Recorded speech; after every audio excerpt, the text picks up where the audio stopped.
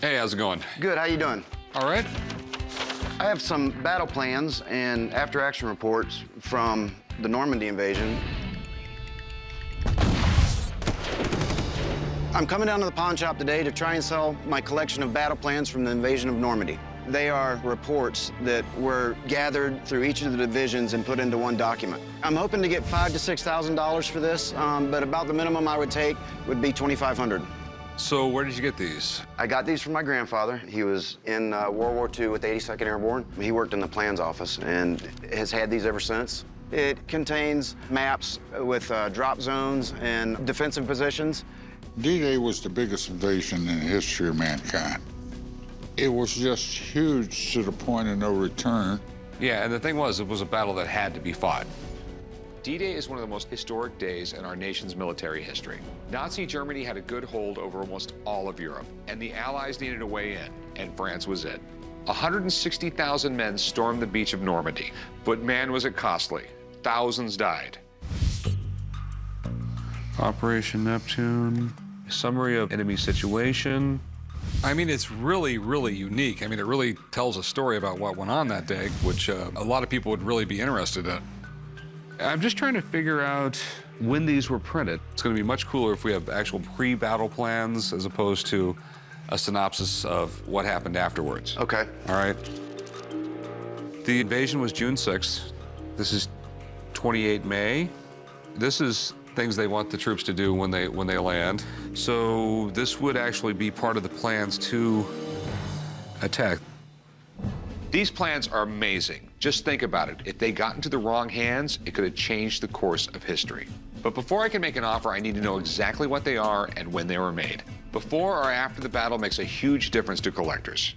So what did you want to do with it? I'd like to think about selling it. It's been really hard for me to find any comparable material to this to really value it. Rick, I want somebody to look at this. Okay, yeah. Thing is, we have two different things here. We have this bound folder right here, All right, which is after the battle took place. This right here appears to be pre-battle, and I would like to know exactly what these maps are.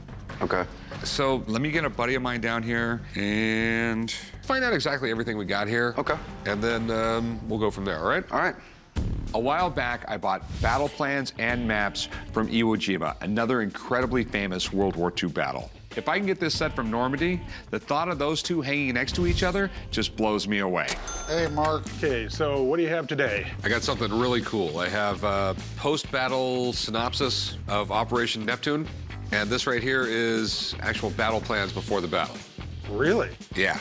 Rick and the guys normally call me down when they have something military, historic. You know, I don't speak to the value of it, but I can give them some understanding of what its value is historically. So, Rick, what are your concerns on these? This has a lot of maps and things like that in it, and I'm wondering if that is pre-battle or post-battle. Operation Neptune was the Allied airdrop into France as part of Operation Overlord, which was the invasion of Normandy. You know, this was the battle that changed World War II and led to the ultimate destruction of Germany. All of World War II, we started using airborne troops. This was something new. We hadn't done that before. Taking guys, dropping them behind the enemy lines, being able to disrupt what was going on, rather than just going in through the front door.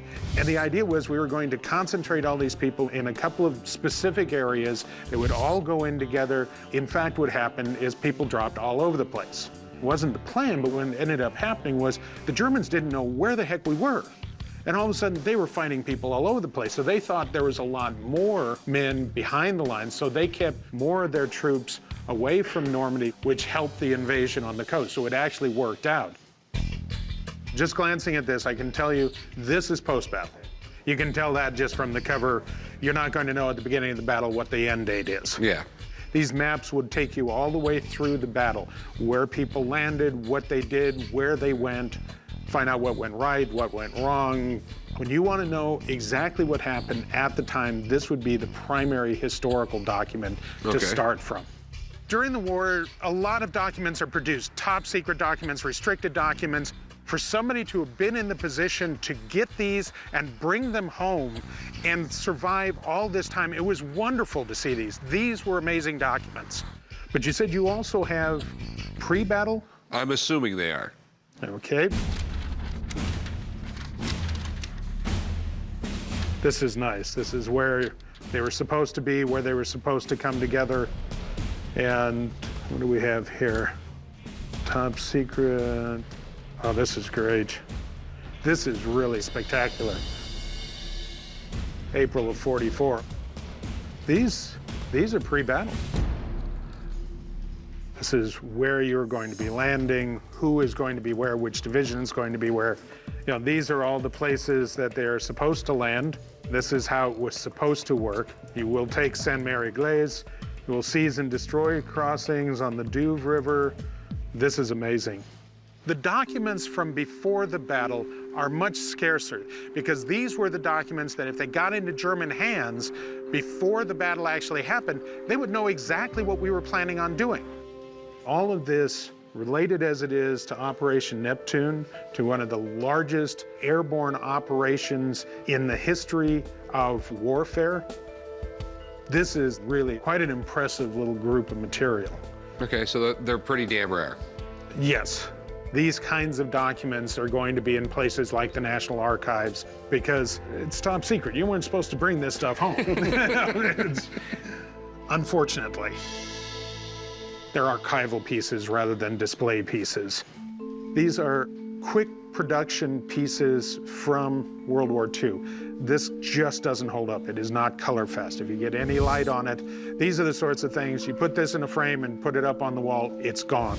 These you need to just put away. They need to be in a dark, acid-free container and kept in a stable environment. All right, you're the best. I got all the info, man. Thank you. All right, when I first saw these things, I was thinking big dollars because we have top secret battle plans for the invasion of Normandy.